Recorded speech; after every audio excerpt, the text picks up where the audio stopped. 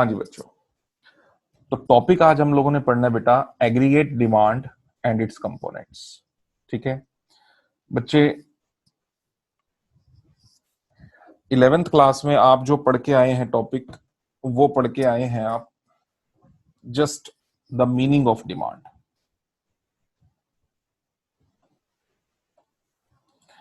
Meaning of demand जिसका मतलब हो सकता है या तो इंडिविजुअल डिमांड, ठीक है, ज्यादा से ज्यादा उसका मतलब हो सकता है मार्केट की डिमांड। इंडिविजुअल डिमांड बच्चों, demand by a single consumer, ठीक है। मार्केट डिमांड का मतलब मैंने बताया था आपको, demand by all the consumers in the market. Right sir, ये बातें हमें डन है, बिल्कुल क्लियर है। लेकिन बच्चे आज हमने जो बात पढ़नी है ना, वो बात पढ़नी है हमने एग्रीगेट डिमांड, जो काफी बड़ी टर्म है। ठीक है बच्चों, और एग्रीगेट डिमांड का मतलब होता है demand of all the goods and services in the economy bye all the consumers. Demand of all the goods and services in the economy by the consumer, यानी एक देश में एक साल में जितनी भी गुड्स एंड सर्विसेज बनती हैं, अगर उन सबकी डिमांड का सम अप कर दें तो हमें मिलता है एग्रीगेट डिमांड। ये रही ये बात बच्चों, लिखी है यहां पर, demand for all the goods and services in the economy as a whole during an accounting year. That's it. और कल भी मैंने बच्चों आपको बताया था इसका मतलब, ये एक रिविजनरी बात ही चल रही है सारी की सारी, क्योंकि कल हमने डिटेल में डिस्कस किया था इसको, कि टोटल एक्सपेंडिचर से हम इसको जजमेंट ले सकते हैं कि लोगों ने कितना खर्चा किया। बच्चे लोग जितना खर्चा करेंगे, जितने रुपए का खर्चा करेंगे, उतने रुपए की ही इकोनॉमी में डिमांड हो रही है, यही तो बात होगी। ठीक है, मान लो मैं 500 रुपया खर्चा करता हूं, तो मैंने गुड्स एंड सर्विसेज की डिमांड 500 रुपए ही करी है। तुम लोग 1500 खर्चा करते हो, मान लो तुम में से कोई, उसकी डिमांड जो है 1500 रुपए की हो गई, किसी की 2000 की हो गई। बच्चे ऐसे सबकी डिमांड का समअप कर दो, आप सभी की डिमांड का समअप कर दो, तो आपको मिलेगा इकोनॉमी के अंदर एग्रीगेट डिमांड कितनी है। यानी अगर मैं सिंप्लीफाइड वर्ड्स में लिखूं तो aggregate demand means sigma sigma expenditure on goods and services. ठीक है, जो भी एक्सपेंडिचर हुआ ऑन गुड्स एंड सर्विसेज का समाप्त कर दो, बस ये आपको मिल जाएगी इकोनॉमी के अंदर एग्रीगेट डिमांड कितनी है। लो जी, ये एक बात है बच्चे। कल मैंने आपसे कंपोनेंट भी डिस्कस करे थे कुछ एक, आज मैं डिटेल में बात करूंगा उसके ऊपर। कंपोनेंट क्या डिस्कस करे थे बच्चे, इकोनॉमी दो तरह की हो सकती है, या तो क्लोज्ड इकोनॉमी हो सकती है या फिर ओपन इकोनॉमी हो सकती है। बच्चे अगर हमारे देश के, अगर किसी की इकोनॉमी, किसी भी कंट्री की इकोनॉमी एक क्लोज्ड इकोनॉमी होती है, तो इसका मतलब there is no export, there is no import, कोई एक्सपोर्ट इंपोर्ट है ही नहीं वहां पर। और अगर ओपन इकोनॉमी है तो यस, इंपोर्ट एक्सपोर्ट वहां पर कंटिन्यूटी में है। डिस्कस हो गया था ये भी कल। अब मैं बात करता हूं पहले एक ऐसी इकोनॉमी की बच्चे जो क्लोज्ड इकोनॉमी है, जिसका ना इंपोर्ट से कोई लेना देना, फॉरेन कंट्री से कोई लेना देना नहीं है। हम नहीं जानते rest of the other world को, हम जानते हैं हमारे देश का हाउस होल्ड सेक्टर, हम जानते हैं हमारे देश का प्रोड्यूसर सेक्टर, और हम जानते हैं हमारे देश का गवर्नमेंट सेक्टर। बस इसके अलावा हम नहीं जानते सर किसी भी चीज को। तो बच्चे ये उस देश की क्लोज्ड इकोनॉमी है। राइट, अब बात मैं आगे करता हूं कि अगर मैं क्लोज्ड इकोनॉमी के बारे में बात कर रहा हूं आपसे, तो बच्चे जो हाउस होल्ड सेक्टर खर्च करेगा, जो हाउस होल्ड सेक्टर खर्च करेगा, तो वो किसके ऊपर करेगा, कंजम्पशन एक्सपेंडिचर के ऊपर। कंजम्पशन एक्सपेंडिचर के ऊपर, जैसे फॉर एग्जाम्पल मैं अपने घर में खर्चा करूंगा राशन के ऊपर, मैं अपने घर में खर्च करूंगा मिल्क के ऊपर, मैं अपने घर में खर्च करूंगा घर की मशीन्स वगैरह के ऊपर, जो भी हो सकते हैं एक्सपेंडिचर। बच्चे घर पे किए गए ये सभी खर्चे, घरेलू ये सभी खर्चों का अगर आप सम अप कर दो, तो ये निकलेगा प्राइवेट फाइनल या consumption expenditure. It refers to the expenditure for all the goods and services by the household of the country during an accounting year. और ये डिपेंड करेगा, कल भी मैंने आपको बताया था, हमारी पर्सनल डिस्पोजेबल इनकम पर, यानी हम कितनी इनकम ऐसी है जिसको हम खर्च करते हैं, खर्च करने के लिए रेडी हैं। अगर बच्चों मेरी पर्सनल डिस्पोजेबल इनकम ज्यादा होगी तो मैं ये खर्चे ऑब्वियसली है ज्यादा करूंगा, और अगर मेरी पर्सनल डिस्पोजेबल इनकम थोड़ी सी कम होगी तो ऑब्वियस सी बात है मैं इस डिमांड को थोड़ा सा कम करूंगा। तो कहने का मतलब है हमारी एग्रीगेट डिमांड जो है वो डिपेंड करता है कि हमारे एक्सपेंडिचर्स क्या है। ये था एग्रीगेट डिमांड का पहला एलिमेंट कि कौन एग्रीगेट डिमांड में रोल प्ले करता है, हाउस होल्ड सेक्टर, और वो जो ये खर्चा करते हैं उसको बोलते हैं प्राइवेट फाइनल कंजम्पशन एक्सपेंडिचर, जिसको मैंने आपको नेशनल इनकम में एक्सपेंडिचर मेथड में भी क्लियर बच्चे किया था, डिटेल में क्लियर किया था। ठीक हो गया। दूसरा खर्चा कौन करता है हमारे देश में बनी हुई गुड्स एंड सर्विसेज पे, और कौन खर्चा करता है बच्चे, और खर्चा करता है हमारे देश का प्रोड्यूसर, और प्रोड्यूसर जो खर्चा करता है उसको हम इन्वेस्टमेंट एक्सपेंडिचर बोलते हैं, कल भी मैंने क्लियर किया था। ठीक है ना। तो expenditure for the capital goods जैसे कि मशीनरी पे, बिल्डिंग पे एटसेट्रा, ठीक है, ये सब खर्चे करता है हमारे देश का प्रोड्यूसर, तो उसको बोलते हैं कैपिटल फॉर्मेशन। और फॉर द सिंप्लिसिटी बच्चों, कल मैंने आपसे कहा था कि इन्वेस्टमेंट को ऑटोनोमस मान लेंगे। ऑटोनोमस का मतलब ये होता है कि वो किसी पे डिपेंड नहीं है।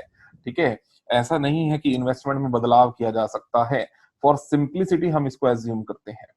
ठीक है, इंटरेस्ट की रेट से इसका कोई लेना देना नहीं है। जबकि प्रैक्टिकली अगर मैं बात करूं बच्चे, इंटरेस्ट से इन्वेस्टमेंट का लेना देना होता है। कैसे बच्चों, अगर इंटरेस्ट रेट बढ़ जाता है इकोनॉमी में, इंक्रीज हो जाता है, अगर इंटरेस्ट रेट इकोनॉमी में इंक्रीज हो जाता है तो हम अपने बिजनेस में इन्वेस्टमेंट्स ज्यादा करेंगे या कम करेंगे? हाँ जी बच्चों, जवाब दीजिए आप लोग। मैंने एक बहुत सिंपल सा क्वेश्चन पूछा है, अगर इंटरेस्ट रेट बढ़ जाता है तो मैं अपने बिजनेस में इन्वेस्टमेंट्स ज्यादा करूंगा या कम करूंगा? अमन, हाँ बेटा बोल।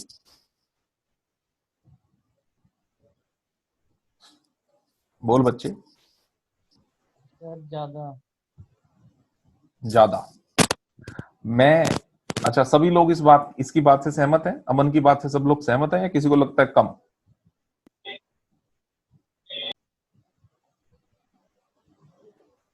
बोलो बच्चों, सभी को ऐसा लगता है?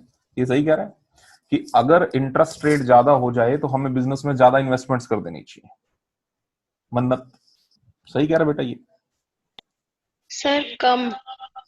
अच्छा लो जी, बात दोनों की बात कॉन्ट्राडिक्टरी हो गई है। तो और कोई तीसरा बच्चा, संयम, क्या कहना चाहता है भाई, इसमें तेरे क्या विचार है?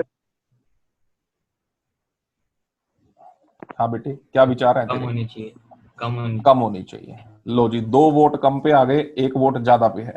हाँ जी, और कोई योग्य? सर कम होगी सर। हाँ भाई, पहले वाला बंदा दोबारा कह रहा है। हाँ जी, क्या कह रहा है बेटे? कम सर कम। कम। और पहले वाला था अमन, क्या कह रहा है बेटा? अभी भी ज्यादा पेट का हुआ क्या? Yes sir. अच्छा, अपनी बात पे अटल है तू, नहीं सर ज्यादा। अच्छा जी, यस सर।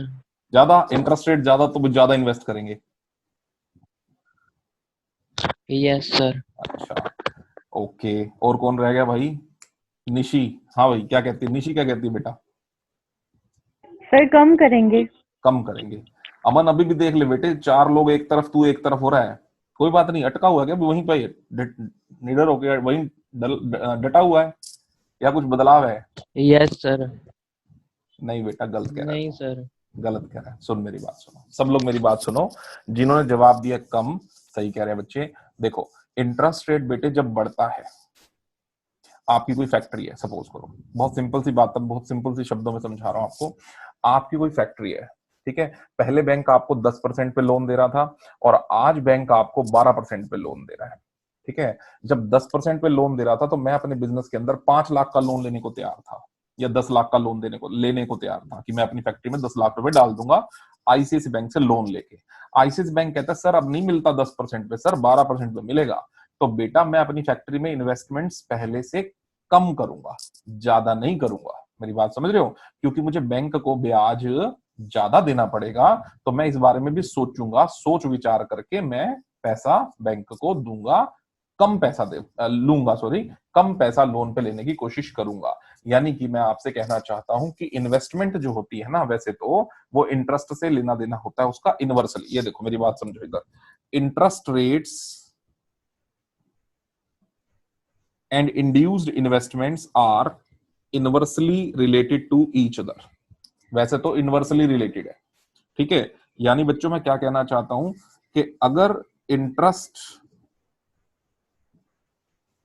रेट बढ़ा तो हम लोन बैंक से कम लेंगे, और अगर इंटरेस्ट रेट घटा तो हम बैंक से लोन ज्यादा लेंगे। वैसे तो नेगेटिव रिलेशनशिप होता है, लेकिन हम इस चैप्टर के अंदर अगर ऐसा होता है, वैसे तो पहले अगर ऐसा होता है तो इस तरह की इन्वेस्टमेंट को बच्चे बोलते कौन सी हैं? इंड्यूस्ड।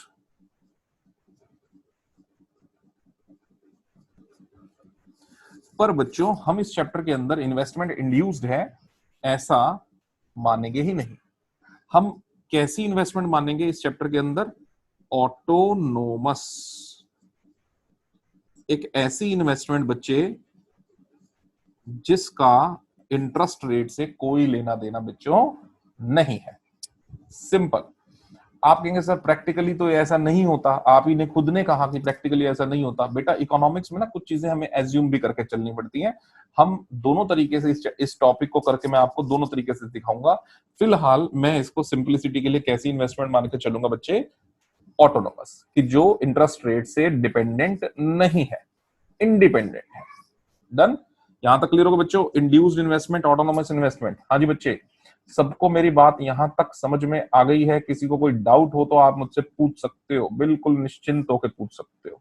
मेरे ख्याल से बहुत सिंपल सी बातें अभी तक मैंने बताई हैं, सबको क्लियर हो भी गया है। आइए अब मैं मान के चलता हूं कि इस इकोनॉमी के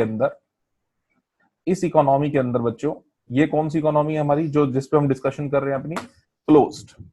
लेकिन मैंने सेक्टर कितने इसमें अभी तक एज्यूम करते बच्चे? सिर्फ 2। एक मैंने भी माना था हाउस होल्ड, दूसरा मैंने माना था बेटा इसके अंदर सेक्टर कौन सा? प्रोड्यूसर। लेकिन होता तो गवर्नमेंट सेक्टर भी है, कल भी मैंने क्लियर किया था। और गवर्नमेंट जो होती है, गवर्नमेंट बेटा वो कंजम्पशन पे भी खर्चा करती है, कल मैंने एक्सप्लेन किया था। स्कूल के बच्चों पे गवर्नमेंट खर्चा करती है। गवर्नमेंट बहुत सारी इन्वेस्टमेंट एक्सपेंडिचर्स करती है। किस तरह की इन्वेस्टमेंट? गवर्नमेंट सड़क बनाती है, डैम बनाती है, और बहुत सारी और इन्वेस्टमेंट्स करती है, फ्लाईओवर, स्कूल, ठीक है, हॉस्पिटल्स एक्सेट्रा। तो गवर्नमेंट इतने सारे खर्चे करती है, वो होता है टोटल मिला के गवर्नमेंट का एक्सपेंडिचर। तो इस जी को भी अगर हम प्लस कर दें गवर्नमेंट के consumption as well as investment expenditure पे, तो हमारे एग्रीगेट डिमांड के बच्चे 3 कंपोनेंट यहां पर हो जाते हैं। फिर एडी इज इक्वल्स टू हो जाएगा consumption plus investment plus government का एक्सपेंडिचर। यानी हमारे देश में बनी हुई चीजों पर अगर हाउस होल्ड खर्चा करता बच्चे, ये हो गया सर कंजम्पशन एक्सपेंडिचर। अगर प्रोड्यूसर खर्चा करता है बच्चों, ये हो गया सर इन्वेस्टमेंट एक्सपेंडिचर। और अगर गवर्नमेंट भी खर्चा करती है हमारे देश में बनी हुई चीजों के ऊपर, तो गवर्नमेंट दोनों तरह का खर्चा करती है, कंजम्पशन वाला भी और इन्वेस्टमेंट वाला भी। तो जी वाले एक्सपेंडिचर और ऐड कर दो, तो ये हो गए कंपोनेंट कंप्लीट एग्रीगेट डिमांड के। यानी AD is equal to C plus I plus G, 3। But economy कौन सी है? जब मैं rest of the other world से कनेक्टेड नहीं हूं, यानी कि एक क्लोज्ड इकोनॉमी अगर है तो ऐसा है। तो बच्चे मैं आज बात करता हूं एक ओपन इकोनॉमी के बारे में। एक और ओपन इकोनॉमी, एक ओपन इकोनॉमी वो इकोनॉमी जिसमें हम एक्सपोर्ट इंपोर्ट से जुड़े हुए हैं सर। बिल्कुल सर, एक्सपोर्ट इंपोर्ट से जुड़े हुए हैं। तो वहां पर हमें सी भी लेना पड़ेगा, आई भी लेना पड़ेगा, जी भी लेना पड़ेगा, प्लस हमारे देश में बनी हुई चीजों पर अगर कोई फॉरेन कंट्री एक्सपेंडिचर कर रही है, यानी हमारे देश के एक्सपोर्ट्स बच्चे, वो भी जोड़ना पड़ेगा। X for export.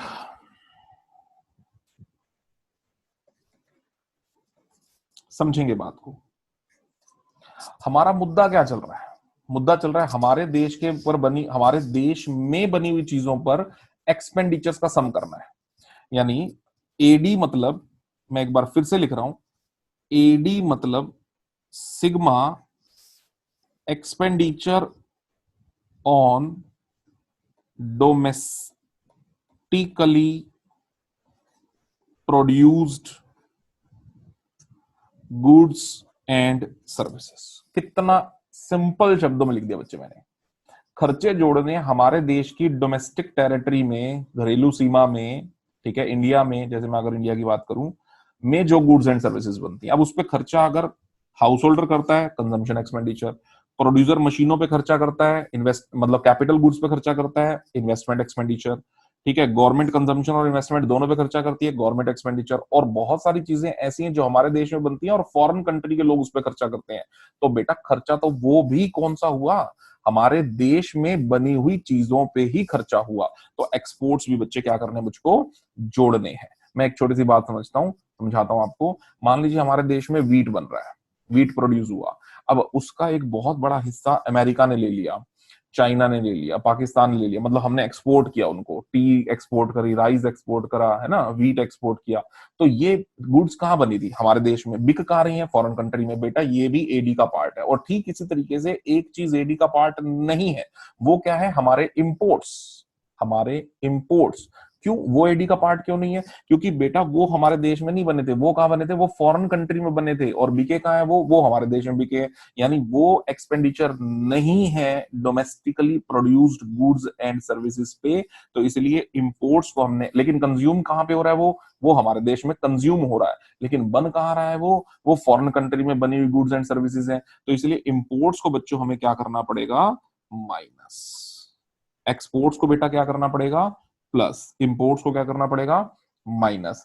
ऐसा करके हम अपने देश में टोटल एडी को फाइंड आउट कर सकते हैं, जो कि हम कर रहे हैं।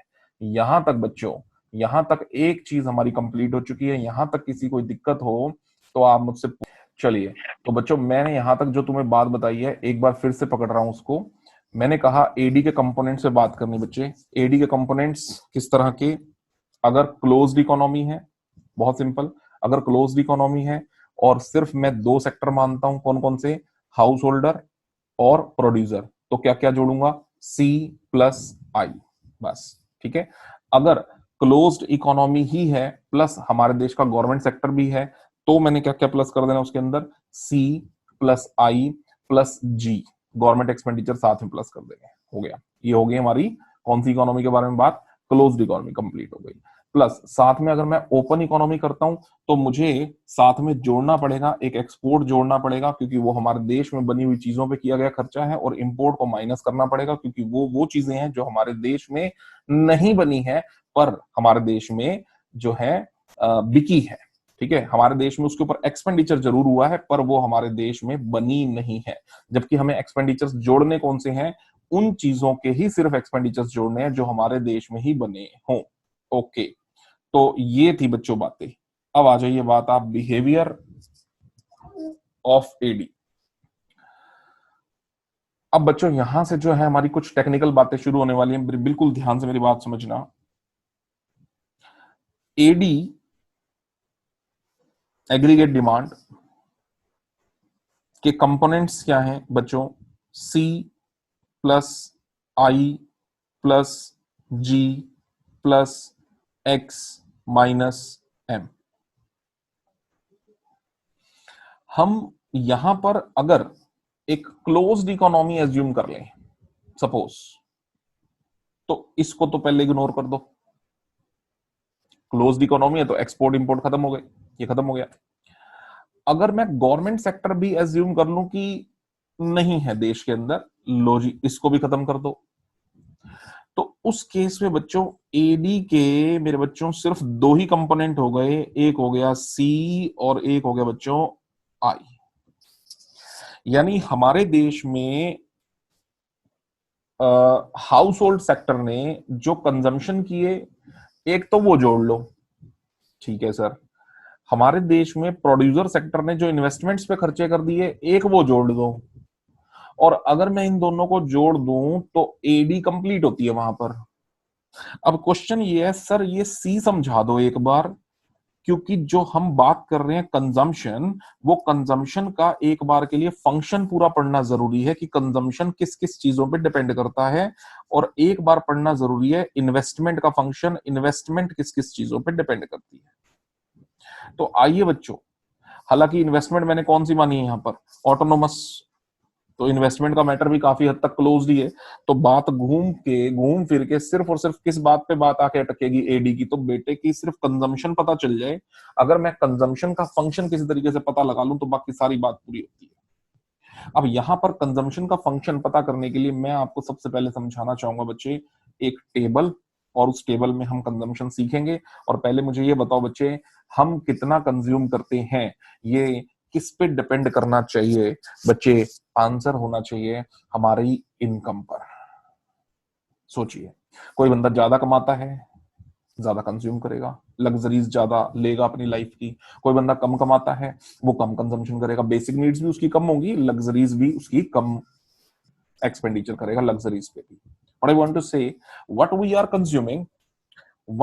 consuming, it depends upon our income। ठीक है, तो एक फंक्शनल रिलेशनशिप अगर हम अंडरस्टैंड कर लें कंजम्पशन और इनकम के बीच में, तो हम कहेंगे सर ये कंजम्पशन फंक्शन है। ठीक है, क्योंकि हम अपनी इनकम का एक पार्ट कंज्यूम करते हैं गुड्स एंड सर्विसेज पे। इतनी बात तो बिल्कुल सही है।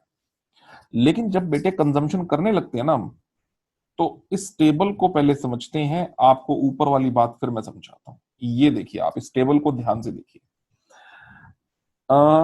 बच्चों, मुझे एक बात का जवाब दें कि जिसकी इनकम जीरो है, कोई बंदा है उसकी इनकम जीरो है, आज प्रेजेंटली कुछ नहीं कमा रहा, वो जीरो है, क्या वो एक्सपेंडिचर भी नहीं कर रहा होगा? मन्नत बेटे, एक बंदे की इनकम जीरो है, क्या वो एक्सपेंडिचर भी नहीं कर रहा होगा? सर कर रहा होगा। कर रहा होगा। बेटा कैसे इतने दावे से कह सकती है कर रहा होगा? सर कुछ सेविंग्स तो होगी उसको। कुछ सेविंग्स होंगी। और सबसे इंपॉर्टेंट बात यह है, बेटा कि अगर कोई बंदा जिंदा है, रोटी तो उसने खाई होगी। ठीक है, अगर मान लो हम कहें कि इस कोरोना पीरियड में पिछले 2-2.5 महीनों में एक बंदे की इनकम कुछ कमाया ही नहीं, उसके उसके तो बिजनेस पे ही बैन हो गया। ठीक है, जैसे ये मान लो हम कहें कि सैलून्स वाले बंद हैं, ठीक है, जिम बंद है काफी टाइम से, तो ये लोग मान लो सरवाइव कर रहे हैं, ठीक है, जिंदा हैं, ठीक है, तो इसका मतलब खाना खा रहे होंगे। बिल्कुल सही बात है सर, बेसिक नीड्स सारी पूरी कर रहे होंगे। अब बेसिक नीड्स सारी पूरी कर रहे होंगे तो इसका मतलब इनके कंजम्पशन का कुछ ऐसा पार्ट है जो इनकी इनकम पर डिपेंड नहीं करता। कम ऑन, दोबारा समझा रहा हूं बेटे, बात को दोबारा सुनो। हर इंसान की इनकम का कुछ ऐसा कंजम्पशन का, हर इंसान की कंजम्पशन का कुछ ऐसा हिस्सा होता है जो उसकी इनकम पर डिपेंड नहीं करता, इंडिपेंडेंट ऑफ इनकम होता है। वो कहेगा मेरी इनकम जीरो हो जाए या कितनी भी हो जाए, बढ़ जाए घट जाए, लेकिन ये खर्चे तो मुझे करने ही है। ये सबके साथ है। मैंने तो वैसे एक जिम वालों का एग्जांपल ले लिया या उनका एग्जांपल किसी और का, लेकिन आप अपनी लाइफ में देखो बेटा, आप अपनी लाइफ में देखो, हर आपके घर के भी कुछ खर्चे ऐसे होंगे, चाहे आप लोगों की इनकम बढ़ जाए घट जाए, पर वो खर्चे वहीं के वहीं रहेंगे जहां वो है। बच्चों, वो खर्चे जो होते हैं ना, वो होते हैं कंजम्पशन का वो हिस्सा जो ऑटोनोमस है, यानी जो इनकम पर डिपेंड नहीं करता। यानी ऑटोनोमस का मतलब ये होता है कि वो खर्चे जो इनकम से डिपेंड नहीं है, यानी इंडिपेंडेंट ऑफ इनकम। परंतु जैसे जैसे हमारी इनकम बढ़ती चली जाती है, ठीक है, वैसे वैसे हमारे खर्चे बढ़ने लगते हैं। खर्चे क्यों बढ़ने लगते हैं? क्योंकि अब हम बेसिक नेसेसिटीज से हटकर थोड़ा सा पैसा खुला खर्च करना शुरू करते हैं। हम अपनी बेसिक नीड्स को थोड़ा एक्सपैंड करते हैं, थोड़ा सा लग्जरीज पे खर्चा करने लग जाते हैं, तो हमारे कंजम्पशन एक्सपेंडिचर्स बढ़ते हैं। और अगर हमारी इनकम और बढ़ जाती है तो एक लेवल ऐसा भी आता है कि इन सभी खर्चों से ऊपर उठ करके हम कुछ पैसा सेव करने लगते हैं। आइए, जितनी बात मैंने आपको ये बोली है, मैं सारी बात अब आपको टेबल में समझाने वाला हूं। इधर देखिए आप बच्चों, एक बंदे की इनकम जीरो है, कुछ नहीं कमा रहा, ठीक है, बिल्कुल कुछ नहीं कमा रहा, जीरो है इन दिनों में, या वैसे उसकी इनकम जीरो चल रही है।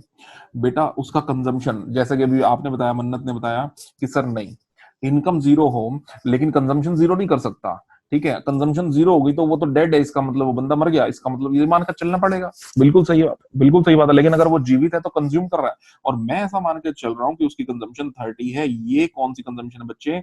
ऑटोनोमस कंजम्पशन है। This is what consumption?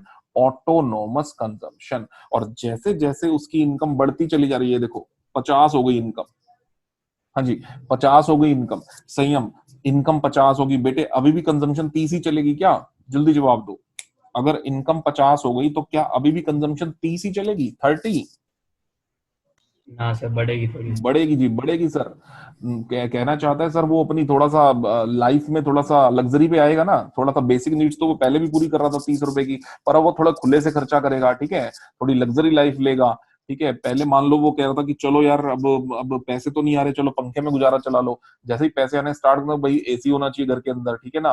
पहले वो जो है टू व्हीलर पे था, भाई पैसे आने स्टार्ट हो गए सर, गाड़ी होनी चाहिए, पेट्रोल पे खर्चा ज्यादा करने लगेगा, इलेक्ट्रिसिटी पे खर्चा ज्यादा करने लगेगा, राशन पे खर्चा ज्यादा करने लगेगा, मिल्क पे खर्चा ज्यादा करने लगेगा, क्लोथ्स पे खर्चा लग्जरी पे करने लगेगा। कहने का मतलब है जैसे ही इनकम बढ़ेगी खर्चे बढ़ाएगा। 65। अब यहां पर मेरी बात ध्यान देना बच्चों, जो मैं नोट करा रहा हूं आपको नोट कर लेना अपने हार्ड कॉपी वहां पे नोट्स पे, कि 30 की बेसिक तो थी प्लस 35 और एडिशनल एक्सपेंस किया उसने, 35 और एडिशनल एक्सपेंस किया उसने, और अब उसके खर्चे हो गए हैं 65 के। सही है सर। फिर उसने अपनी इनकम जब उसकी बढ़कर के हो गई 100 रुपए, अभी वो क्या कर रहा है, अपना उसने एक्सपेंडिचर कितना कर दिया, कंजम्पशन कितना कर दिया, 100 पूरा का पूरा। तो वो कितना हुआ बच्चे, अभी यहां पर अगर मैं बेसिक की बात करूं, बेसिक 30 है सर, एडिशनल कितना है, 70 हो गया। फिर 50 की और इनकम बढ़ गई तो हम क्या कह रहे हैं फिर, 30 बेसिक है प्लस साथ में कितना हो गया, 105 और हो गया, प्लस 30 है साथ में कितना हो गया, 140 हो गया। मेरा एक बहुत सिंपल सा प्रश्न है बच्चे, देखते हैं आप में से कौन बहुत गौर से बात को सुन रहा है। किसी ने कोई बिहेवियर नोटिस किया है यहाँ पे? इनकम के बढ़ने पर कंजम्पशन का एक बहुत सिस्टमैटिक बिहेवियर है जो मैंने इस टेबल में शो ऑफ किया है। सर 35 बढ़ रहा है बार बार। जब इनकम कितनी बढ़ रही है, इनकम 50 बढ़ रही है और वो 35। एग्जैक्टली सबको बेटा देखो ध्यान से, जो इसने योग्य ने बोला है बात को देखो जरा यहाँ पर। हर बार अगर एडिशनल इनकम 50 की हो रही है तो हर बार एक एडिशनल कंजम्पशन हो रही है 35 रुपए की। चेक करिए, देखो यहां पर डेल्टा वाई एवरी टाइम अगर 50 है तो बच्चों यहां पर एवरी टाइम डेल्टा सी जो है वो 35 का है। ये बात आपको समझ में आनी चाहिए। बेसिक वहीं का वहीं है। जो फर्स्ट वाला एग्जांपल मैंने ले रखा है यहाँ पर 30, ये देखो एक मिनट रुक जाओ, यहाँ पर जो मैंने ऑटोनोमस वर्ड लिखा है, यहाँ पर मैं क्या कहना चाहता हूं आपसे, मैं यहाँ पर ये कहना चाहता हूं कि यहाँ पर 30 की बेसिक थी प्लस लग्जरी पे खर्चा यानी एडिशनल 0 था। तो ये जो 30 मैंने साइड में कर दिया, जिसको मैं अभी हाईलाइटर से हाईलाइट कर रहा हूं आपके सामने, दिस वन, ये जिसको मैंने हाईलाइट कर दिया येलो से, बच्चे ये सारा का सारा खर्चा, ये खर्चा कौन सा है, ऑटोनोमस कंजम्पशन है। और जिसको मैं अब हाइलाइटर से हाईलाइट कर रहा हूं ना बच्चों, ये वाला खर्चा, ये वाला खर्चा, ये आपका कौन सा पार्ट है बच्चे, ये आपका पार्ट है इंड्यूस्ड पार्ट है कंजम्पशन का। और इन दोनों को प्लस कर दो तो बच्चे ये निकल गई आपकी टोटल कंजम्पशन। यस, ये समझने की बात है। एक बार दोबारा, कंजम्पशन का वो पार्ट जिसका दूर दूर तक इनकम से कोई लेना देना नहीं है, 30 रुपए। क्यों लेना देना नहीं है बच्चे? क्योंकि जब मैं 0 रुपए कमा रहा हूं तो भी 30 खर्च कर रहा हूं, वो वाले तो वो वाला पार्ट तो मैं 30 ही खर्च कर रहा हूं। जब मैं 50 कमा रहा हूं तब भी मैं वो वाले पार्ट पे 30 ही खर्च कर रहा हूं, 100 कमा रहा हूं तब भी 30 खर्च कर रहा हूं, 150 कमा रहा हूं तब भी 30 खर्च कर रहा हूं, 200 कमा रहा हूं तब भी 30 खर्च कर रहा हूं। बेटा वो वाला पार्ट तो स्थिर है, वहीं का वहीं है। ये हमारे कौन सा कंजम्पशन है? ऑटोनोमस कंजम्पशन है, जिसका इनकम से कोई लेना देना नहीं। लिख देता हूं मैं, जिसका इनकम से कोई लेना देना नहीं है, यानी इंडिपेंडेंट ऑफ इनकम। और ये वाला पार्ट बच्चे जिसको इंड्यूस्ड बोला है, ये क्या है? Dependent of income. इनकम बढ़ेगी तो ये एक्सपेंडिचर, यहां पर कंजम्पशन बढ़ेगा। ये हो गया आपका इंड्यूस्ड पार्ट। और ऑटोनोमस का मतलब क्या हो गया बेटा? इनकम बढ़ेगी तो भी आपका कंजम्पशन वहीं का वहीं है, सेम। ऑटोनोमस कंजम्पशन है। हमारी इनकम जीरो है, किसी की इनकम जीरो है बेटा, उसके घर में राशन आएगा, मिल्क आएगा ही आएगा, ठीक है, बच्चे की स्कूल की फीस जानी ही जानी है। ये सब मैं आपको बिल्कुल प्रैक्टिकली आज के दिनों की बात बता रहा हूँ, ठीक है। आप में से कईयों की इनकम इम्पैक्टेड होगी, इन दिनों में इम्पैक्टेड होगी, पर बताओ मेरे बच्चे, घर में राशन खाना बंद कर दिया क्या? नहीं सर। मिल्क लेना बंद कर दिया? नहीं sir. Basic necessities of electricity चल रही है सर, ठीक है, पंखा चल रहा है घर पे, ठीक है, हो सकता है किसी ने एसी बंद कर रखा हो आज के दिनों में, बिल्कुल अच्छी बात है, कर रखा हो शायद, लेकिन पंखा तो बंद नहीं कर सकता, एलईडी तो बंद नहीं कर सकता, ठीक है, ये सब तो चलेगा चलेगा, बेसिक नेसेसिटीज चल रही हैं। लेकिन जैसे ही आपकी इनकम में इंप्रूवमेंट्स आ जाएंगी तो फिर आप एडिशनल एक्सपेंडिचर्स करेंगे, यानी बढ़ी हुई इनकम का एक हिस्सा आप बड़े हुए कंजम्पशन पे जरूर कन्वर्ट करेंगे। ये हमारी नेचर है, ह्यूमन नेचर है। हमारी इनकम बढ़ेगी, हम उस इनकम का एक हिस्सा जरूर कंजम्पशन पे खर्च कर देंगे। वो पार्ट जो है वो इंड्यूस्ड कंजम्पशन है, और जब हमारा बेसिक खर्चा है वो ऑटोनोमस कंजम्पशन है। दोनों को प्लस कर देंगे तो बच्चे टोटल कंजम्पशन है। एक बात और नोटिस कराऊं आपको, आपने नहीं ध्यान दिया हो तो मैं एक और नोटिस कराऊं। शुरू के लेवल्स पे आप चेक करें तो बच्चे इनकम कम कंजम्पशन ज्यादा, इनकम कम कंजम्पशन ज्यादा,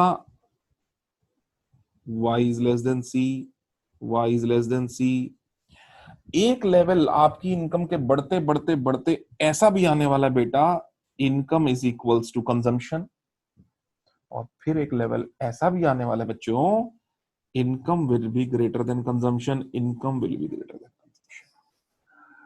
सब बच्चों ने मेरी इस बात को देखो टेबल से एनालाइज किया बच्चे, बहुत सिंपल सी बातें बताई हैं मैंने आपको, प्रैक्टिकल हमारे जीवन से कनेक्टेड बातें हैं, ठीक है। जब आप सबकी फैमिली की इनकम नॉर्मल हो जाएगी, एक अच्छी इनकम हो जाएगी, सब ठीक हो जाएगा जब, तो ये सिचुएशन 200 वाली सिचुएशन आने वाली है ना, क्योंकि हम सब लोग उतना उससे ज्यादा कमाते हैं जितना हम लोग कंज्यूम करते हैं, क्योंकि हमारी एक ह्यूमन नेचर है सेविंग की, कि हम सेव जरूर करते हैं, थोड़ा ज्यादा कोई थोड़ा ऐसा, पर हम सेविंग जरूर करते हैं। वो सिचुएशन तब आएगी, ये वाली सिचुएशन से आखिरी दो सिचुएशन यहां सेविंग होनी स्टार्ट हो रही है, ठीक है बच्चों। तो ये एक टेबल है जिससे हम सीखते हैं कि इनकम और कंजम्पशन का क्या लेना देना है। फिर कंजम्पशन दो तरह की है, एक ऑटोनोमस है और एक इंड्यूस्ड है।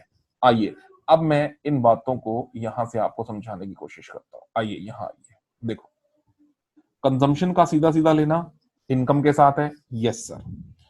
सी इज इक्वल टू, एक पार्ट बच्चे क्या माना मैंने, ए,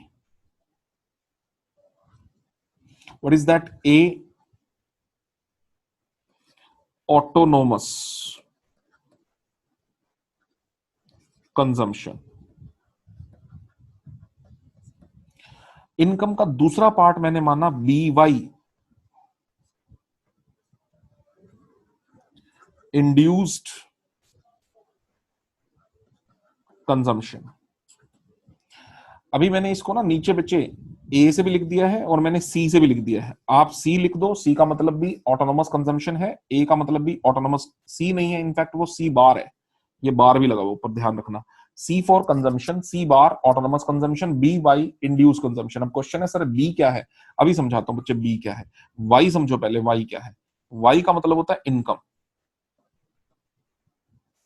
और बी का मतलब होता है मार्जिनल प्रोपेंसिटी टू कंज्यूम। आप सर ये नई चीज आ गई सर, ये क्या होता है sir marginal propensity to consume, अभी समझेंगे बेटा। Delta C by delta Y, यानी एक इंसान अपनी बढ़ी हुई इनकम का जो हिस्सा बढ़े हुए कंजम्पशन पे खर्च कर देता है, अगर मैं एक रिलेशनशिप निकाल लूं बढ़े हुए कंजम्पशन का बढ़ी हुई इनकम के साथ, उसको मार्जिनल प्रोपेंसिटी टू कंज्यूम कहते हैं। जैसे इधर आ जाओ, इनकम मेरी 0 से 50 हुई, कंजम्पशन मेरी 30 से 65 हो गई। बेटा इनकम में कितना बदलाव आया, 50, कंजम्पशन में कितना बदलाव आया, 35 का। तो डेल्टा सी कितना है आपका, 35, और डेल्टा वाई बच्चों कितना है आपका, 50 सर 50। और बच्चों एक बार डिवाइड करके देखें ना, आंसर पता है कितना आने वाला है? 0.7। सिर्फ फर्स्ट से सेकंड लेवल पे नहीं, सेकंड से थर्ड लेवल पे भी जाओ, वहां पर भी 0.7 आने वाला है। उससे अगले लेवल पे जाओ, वहां पर भी 0.7 आने वाला है। उसके अगले लेवल पे जाओ, वहां पर भी 0.7 आने वाला है। यानी एट एवरी टाइम। अच्छा, अब अगर आप मुझसे प्रश्न पूछो सर हर एक का बिहेवियर ऐसा थोड़ी ना होगा। मान लो सर हमारी इनकम तो 50 से 100 होगी, हम तो सर कंजम्पशन 65 से 100 नहीं करने वाले। बेटा बिल्कुल पर्सन टू पर्सन वेरी करता है, लेकिन हमने अपने कॉन्सेप्ट को समझने के लिए एक एवरेज सी बात एज्यूम कर ली है।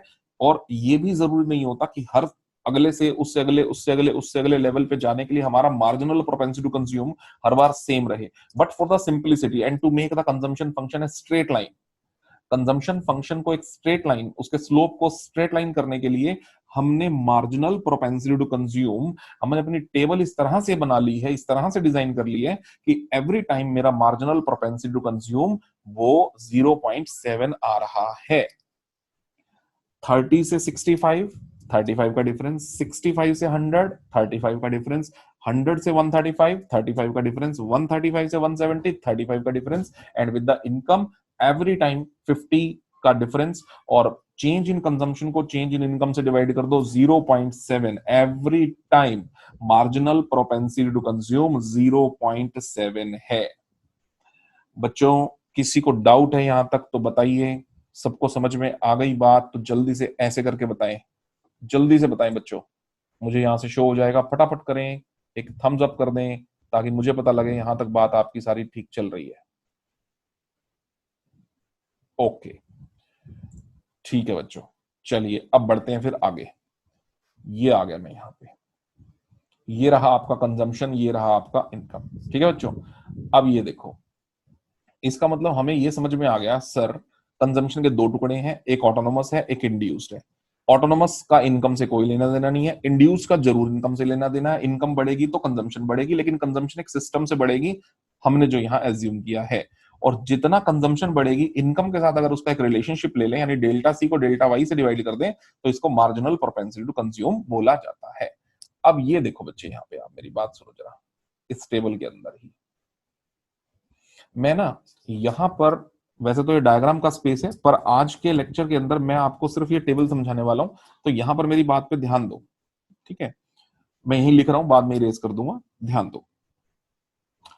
हमने ऊपर आपको दिख रहा है कि कंजम्पशन को बच्चे मैंने क्या एज्यूम किया है, C is equal to C bar, या A भी कह सकते हो, ऑटोनोमस कंजम्पशन प्लस VY। ठीक है, अब अगर एक बार के लिए मैं इनकम 0 मानू, इनिशियल लेवल ये रहा 0, इनकम 0, तो कंजम्पशन शुरू शुरू में मेरी कितनी थी?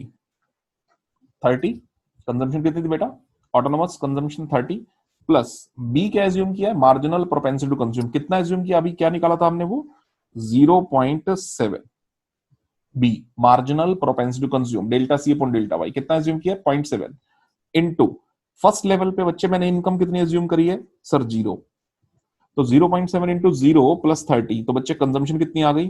30। ये देखो आप क्रॉस वेरीफाई कर लो, 0 पर कंजम्पशन कितनी है? 30 है, और 30 ही मैंने यहां से शो ऑफ करी है, आपको क्रॉस वेरीफाई कर लो। अब इनकम को बढ़ाओ, 50 पुट करो जरा एक बार, 50 इनकम पुट करो, 30 प्लस 0.7 इंटू में, हाँ जी बताओ। अब अगर इनकम को मैं पुट करता हूं 50, ठीक है, अगर 50 की इनकम को पुट करते हैं बेटा, एक बार निकालो, 30 प्लस 0.7 इंटू में 50 पुट अप करो, कितना बन जाएगा बच्चों? 0.7 इंटू में 5 कितना हो गया? 35। 35 प्लस 30 कितना हो गया बच्चे? 65, राइट। और मेरा यहां पर भी कितना आंसर आ रहा था? 65। दो बातें हो गई।